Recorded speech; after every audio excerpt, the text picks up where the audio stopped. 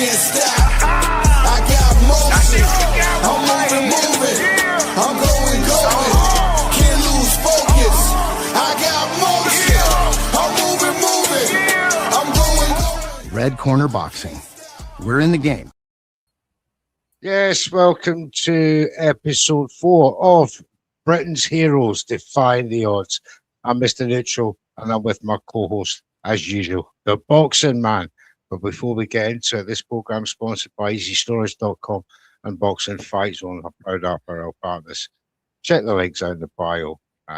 All good stuff. Welcome back, Brett. And episode 4, another 2 cracking fights in our series. Tell the folks what we got coming up. Yeah, we're pretty much treated in our first few episodes here, aren't we? With the ones that we've pulled up. So it's going to get harder from here, but we're gonna need the people that subscribe to Red Corner Boxing to give us their favorites too, so we can go back. And it doesn't have to be the mainstream ones either. It'd be great to get some some young fighters that have defied odds, that type of stuff. But anyway, tonight we're, as Mr. Nutra said, we're very much treated to do some absolute British boxing legends. First up is going to be Frank Bruno, who defied the odds against Oliver Mccall in front of 95,000 people at Wembley. Little interesting with this one, because when you look back, he wasn't actually the underdog with the bookies. However, for me, the reason why this one's as a defying the odds is because this was the 4th time round of him trying to become heavyweight champion of the world. So that's really why this one is a defying the odds one for me. And then the one that we're going to finish with, one of the most destructive performances from a British boxer ever, Joe Calzaghe against Jeff Lacy.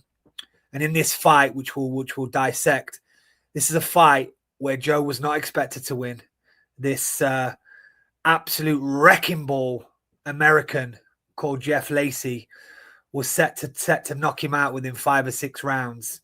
And this is a man that would not be beat that night, and will go on to tell you that in that fight, he threw 800 punches. Anyway, I'm super excited about both, mate. So I'll pass it back to you. Fantastic. Thanks, Brett. And yeah, you're quite right. Two examples of defying the odds. And in a way, Mccall did come into the favour, not with the bookies, but with the people in the know, the media, who were like saying he had some brilliant wins in his run up this was his second attempt at becoming a world champion, before he won this WBC title. So he knows what it's like to get that adversity road himself. But going into this fight, he had a bit of a reputation as a hard-hitting, heavyweight. Great wins. If I can just go to a couple of examples of them with Oliver at that time. I remember a couple of good wins. I mean, he was, God, goodness gracious. He knocked out Lennox. Yeah, he knocked out Lennox before this. He knocked out Lennox, of course, but he'd beaten other great fighters as well. Just trying to feel, here it is. Mike Dixon was another great. Tony Tucker, Jesse Ferguson, Bruce Seldon. He lost to people like Buster Douglas in 1989. That was got that fight with Buster, got him the fight with Mike Tyson. Yeah. So he'd been up against some pretty good guys in his run up, but he done his way up. Hard hit, never been knocked down, never been knocked out. He'd only been outpointed at that point, but he won that heavyweight title against Lennox, and then this was his second attempt himself at a WBC title. So he'd won that. Larry Holmes he'd beaten after Lennox Lewis. And that was what made him a little bit of a favourite going into this fight, having taken the crown of Lennox, having knocked that brilliant knockout. Then he UD'd the great Larry Holmes. So going into this fight, not many give Frank Bruno a chance. All the British bookies, though, they had Frank, favourite going into this. And, as you quite rightly said, Frank's fourth attempt, at a world title. James Bone Crusher Smith, 10 years previously, was his first attempt. 1986, then another attempt in 1989 with Mike Tyson. 1993 with Lennox Lewis. And then this time round with Oliver Mccall, Lennox Lewis is victor. So, the triangle theorists had Frank no chance. And probably many thought that he was on his way out at that point, being 34 years of age.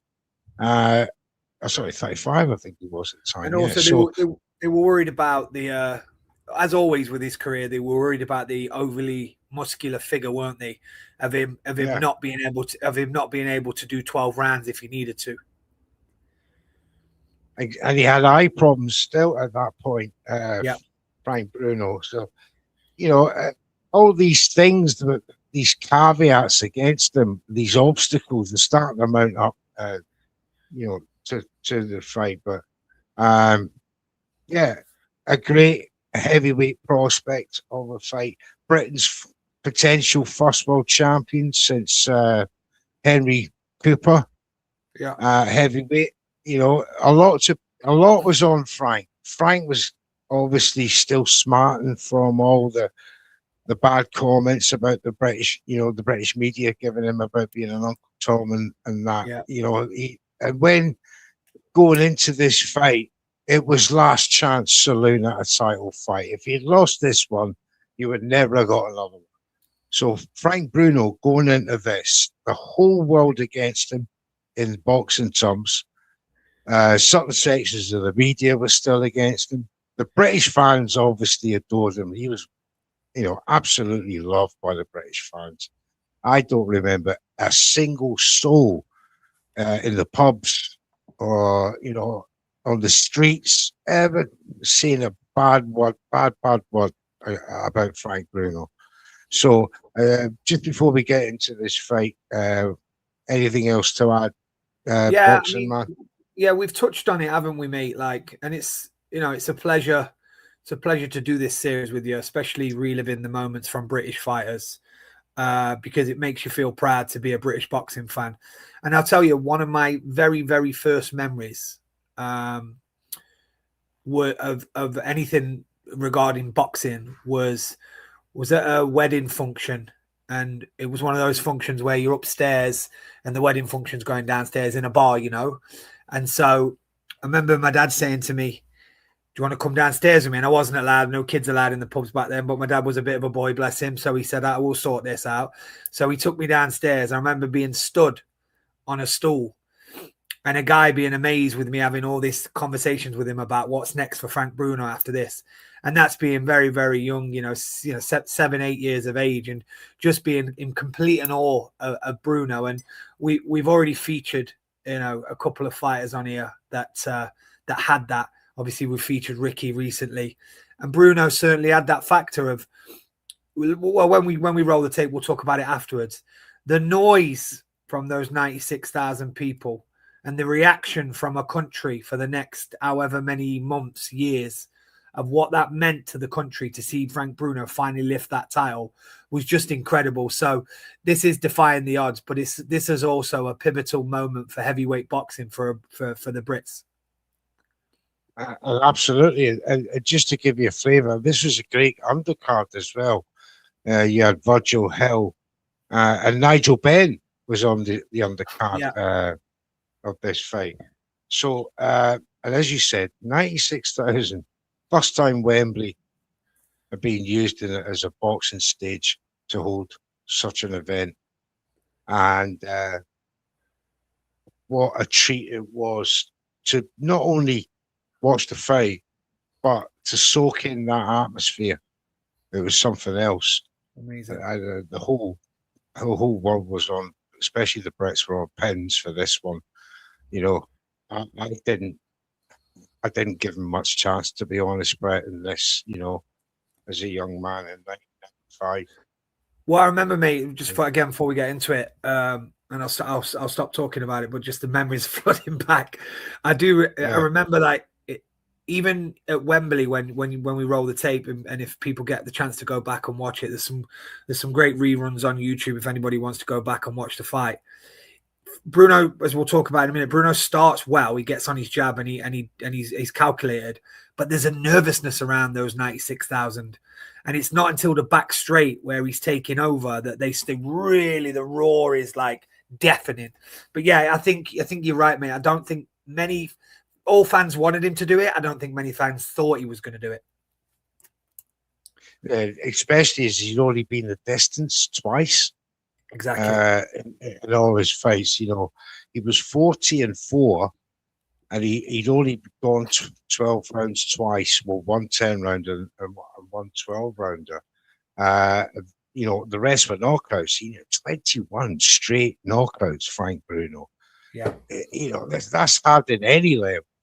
Of course it is. You know, and you know, those knockout wins continued up until championship level.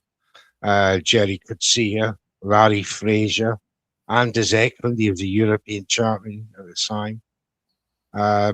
His only defeat, as I said before, was James Bone Crusher Smith for the WBE title. And that's another thing. He's only ever lost to world champions.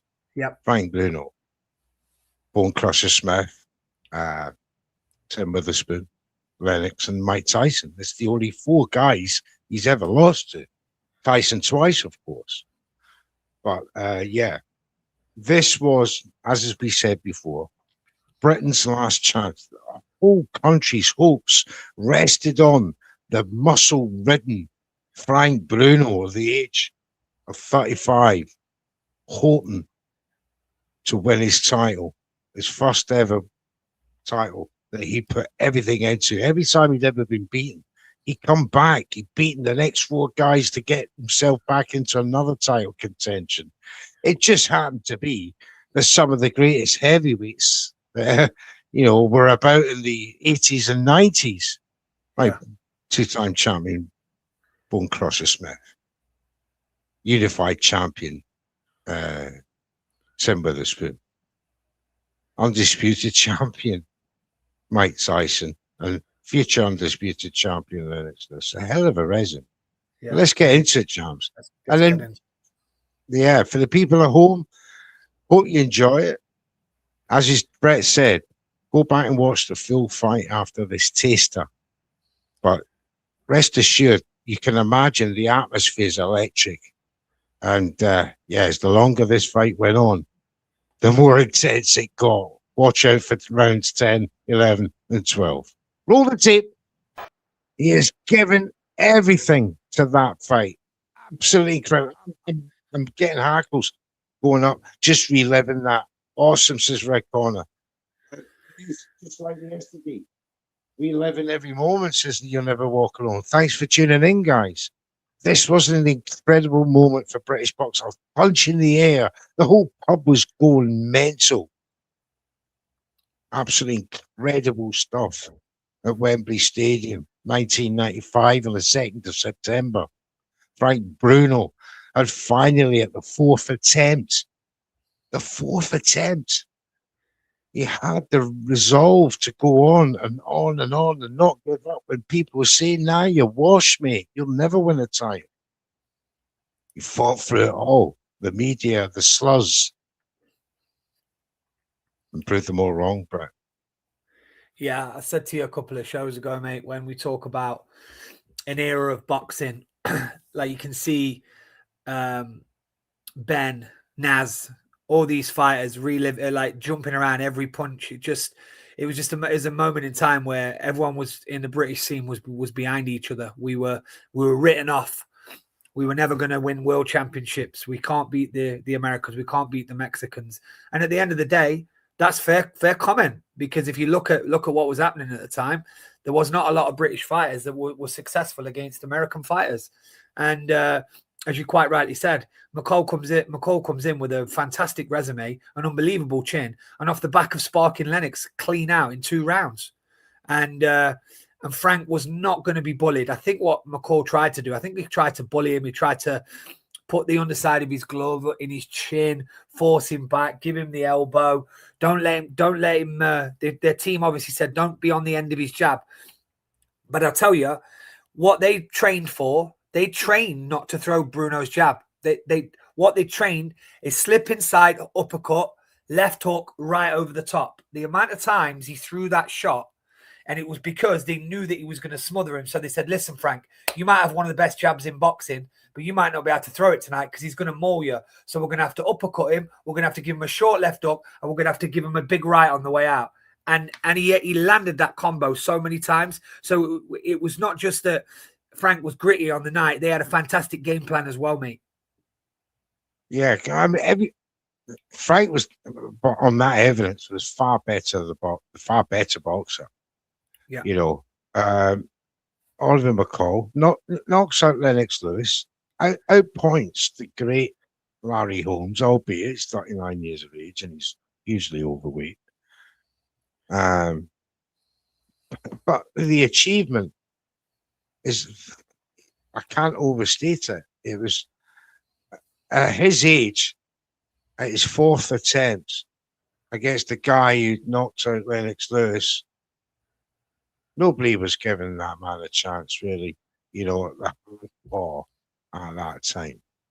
The bookies were taking floods of bets on Bruno because he was the people's champion. He was the people's favourite, as you quite rightly said. Only him and Ricky Hatton have ever held that love affair with the British public.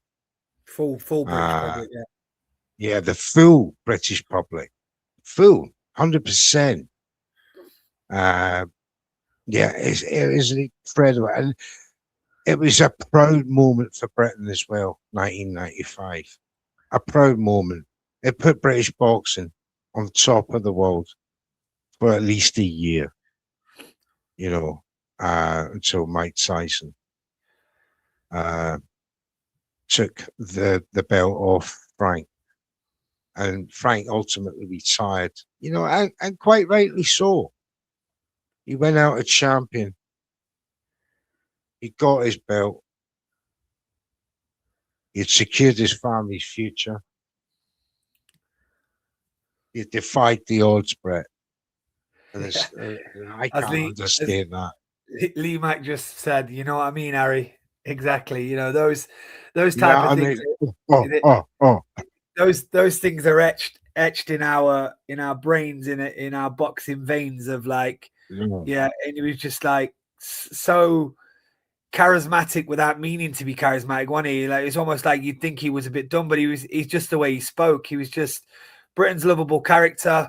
He'll go down in British boxing history. It's nice to see that all the troubles that he went through outside the ring, he seems to be coping quite well. He's at a lot of boxing shows. He talks well still.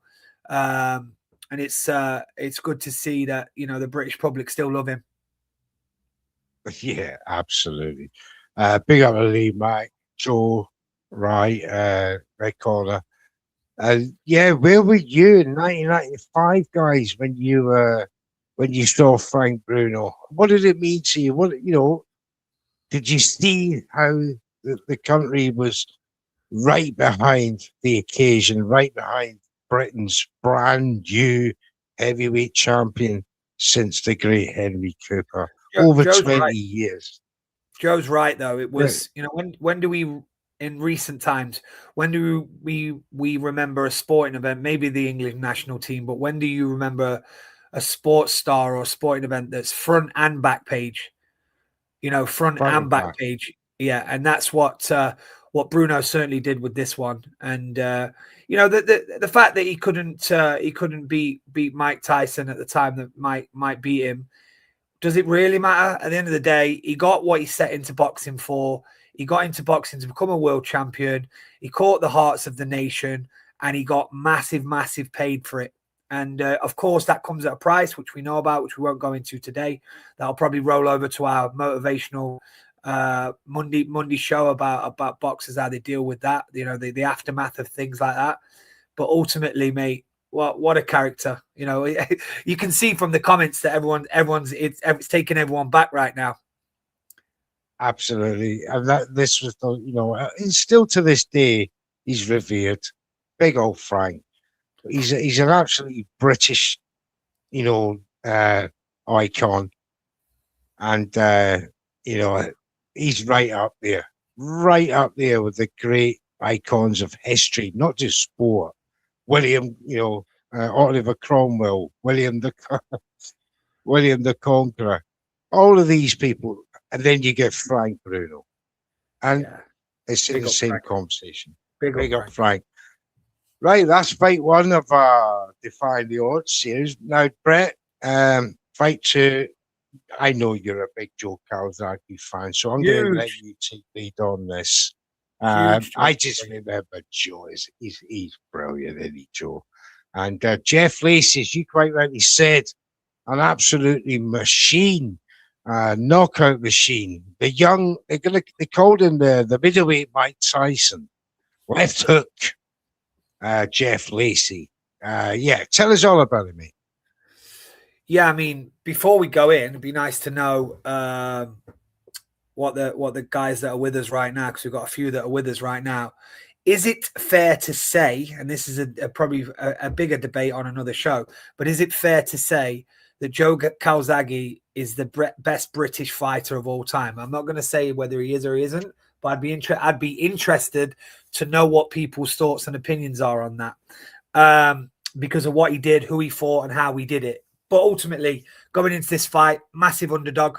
No one called him. He was called the slapper, wasn't he? Everyone said all he does is slap. He's not going to be able to. He's not going to be able to hurt Lacy. Lacy's the new Mike Tyson. They were about to put this boy on a poster. He was going to be their one that they were going to say this guy that ran through people, like you say, left hook, just a specimen, trained hard, trained like a beast, almost like trained like Clubber Lang did when he was fighting Rocky in Rocky 3, that type of like spit and sawdust sparring. And Calzaghe comes into this, an unbelievable fighter, we knew, but he come into it an underdog. He did come into an underdog because, Jeff Lacy was 21-0 when he fought Joe Calzaghe. He'd beaten guys like Robin Reed, WBC champion, Ruben Williams, Omar Shaker, Anwar Shana. And these were decent opponents, but he was knocking them out stupid, right? Joe Calzaghe. He's just a slapper. Remember that? It's just a slapper. Comes all. I remember I think it was the initial press conference when the fight was announced. All nice as pie, money. And then fight week, he's over. He couldn't come over a week before, and it was a totally different Jeff Lacy. Yeah, I'm gonna knock him out. I've come here to knock him out. I'm doing this. I'm doing that. And it was just what struck me is just how calm, collected, and just not bothered attitude of Joe Calzaghe. He was he was something else, wasn't he? At this point, though, he'd beaten Eubank, hadn't he? At this point, Calzaghe beaten him before he beat. So you imagine that press conference and that aura of that man. That's the biggest, greatest rehearsal for any character in the world, isn't it? So if you've had the build up, if you've had any build up with Chris Eubank, and then you go to face somebody, all the mind games, all the tricks, all the bravado. So that's probably why he looked calm as he was, because of what he'd gone through before that fight. But they, in the build up, as you rightly so, I got really into it a little bit yesterday and started looking at the pre-hype videos of going into their gyms and stuff like that. Him and his dad Enzo were so confident. And this is, like I said, this is a wrecking ball that's in front of them. And they were just like, if we do our job, we win the fight. Simple as that. His dad looked happy. The training camp looked happy. And it seemingly thought that, you know, if you were to listen to them, you wouldn't have listened to what the bookmakers said, and you wouldn't have listened to what the media was saying, mate. You would have trusted him and his dad, and you'd have said, okay, they're going to win this fight. But I tell you what, as soon as round one rang, we knew that he was going to win that fight. You quite rightly said that he fought Chris Eubank Senior for that WBO super middleweight title, the vacant. Hardest fight of both of them's career. Both admitted that was the hardest fight of their career, and still to this day. But I mean, that was years before. Obviously, this fight with Jeff Lacy, and by 2006, and he's 33 years of age. You know, one would think he's on the decline. And an extra incentive, of course. And I do believe that this was the first time that Joe actually unified the title with the IBF and the WBO. And this was the inaugural Ring Magazine super middleweight title. So Joe Calzaghe was the first ever winner of that. And, you know, that was an extra incentive. I remember watching a video of Enzo and Joe, you know, just in the gym a couple of weeks, or on fight week, a couple of weeks before, something like that. And it's just a calm, collected manner. And Barry McGuigan was there. Yeah, I've seen it. And you know, it was the way. What made me laugh is Barry McGuigan's trying to tell him what to do, and you just imagine Enzo going, "Oh, shut up, Barry." I know what I need to do. I know what I need to do. But it was good, you know. But that was, you know, how much people invested interest in, you know, British public had, and as you quite rightly said, on, you know, you're talking about a guy that's potentially the greatest boxer, the British boxer that we've ever produced. But you'll always, I mean, the detractors will always find something wrong with him. It's always up for debate. But Jabbit Boxing just said there, that's a great statement. The Hopkins victory aged like fine wine, because think about that. You know, the that build up, and Hopkins was saying he would never be beaten by him, and Hopkins went on to be unbelievable still after them two fighting. But at the end of the day, you know, in a world where you talk about blaming the trainer and everyone's changing trainers left, right, and center all the time, this was a father and son duo that stayed together and achieved what they achieved. And you know, the love and care that Enzo put over Joe's career was unbelievable. And like you say, you'll get somebody who'll come in and say, well, he ducked this person, he ducked that person. I don't, you know, Jams is a big Frotch fan, as am I. I'm not going to go down that route that they ducked to. You know, it was a who needs him club at that point, wasn't it? With Frotch, it was a who needs him club. So, you know, you talk about the career that he's had and the names that he's got on his resume. Just an unbelievable servant to British boxing. And as I said, time for another debate on another show, but he has to be considered, in my opinion, as one of the greatest to ever do it for the Brits. Bloody right, I know. And my rebuttal to that is always, he beat Hopkins, he beat Lacy, and he beat Roy Jones Jr. You don't have to talk about anybody else. Yeah. Now, going into this fight, as we quite rightly said, he's coming up against the guys in his prime, Jeff Lacy, who big reputation, mad trainer. I've seen some of his training, ridiculous trainer. Won a Mr. Abs contest back in the 90s, you know, such was his regime. But, you know, it was not a fight that Joe Calzaghe and Team Calzaghe were going to take lightly. You know, in the wake of, some would say, 3 ordinary retentions of his title defense, you know, he was getting on. People were saying that this was he was avoiding people at Lacy, but they got it on. Joe never talked to anybody. And Lacy was feared You're right. He The was most, feared. the most American feared fighter since McLennan. And Exactly. we're not going to do the comparisons there, but because again, we'll save that for another show. But he was that feared. So LFC is totally right. He was feared. I mean, McLaren was feared, but this guy was even more fearsome because he was an animal. He never stopped coming forward. Yeah. Now, you be ready? Should we have a Let's look? go. Let's go. Thank you, Jams. Let's roll the tape. Calzaghe versus Jeff Lacy, 2006, Manchester, England, at 2 o'clock in the morning.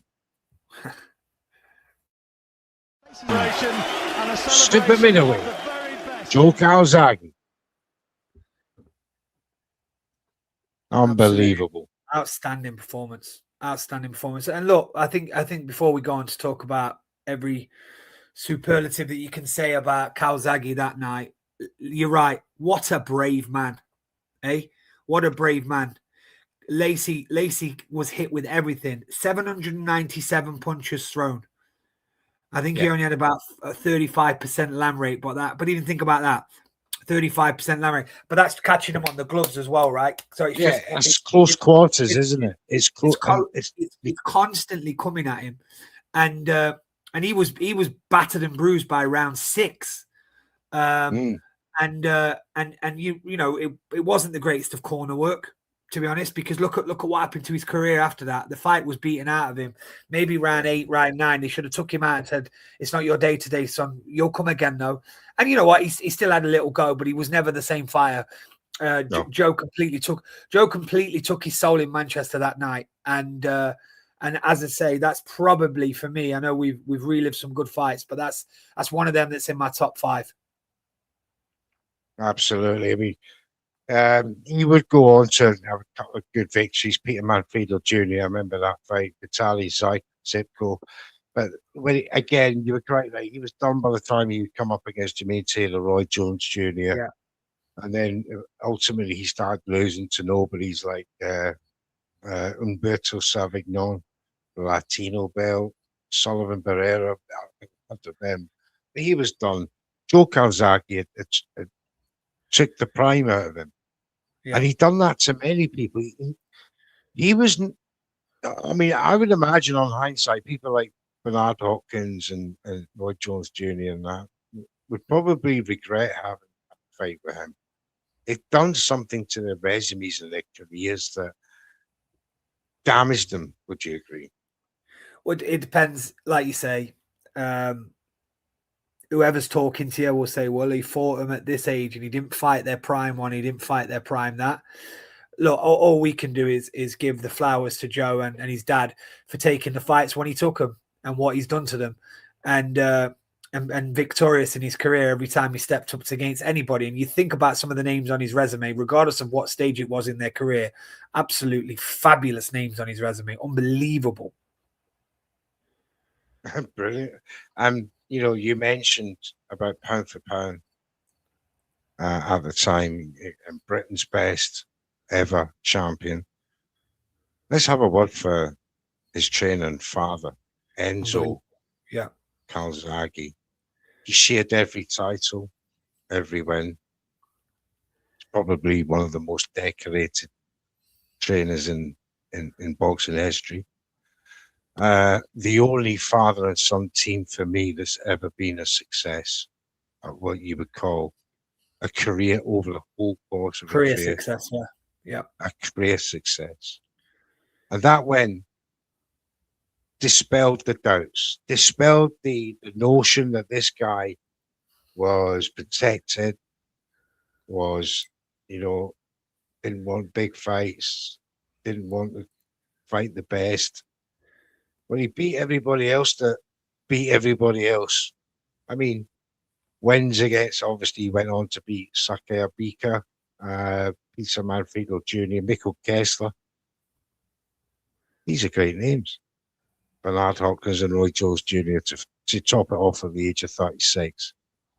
And they called him pillar-fisted, they said. Correct, James? Pillar fist, slapper, all of the above. Slapper, all of the above. But listen, that slapper pillar fest beat the hell out of them all. And Yeah, the what thing about another job.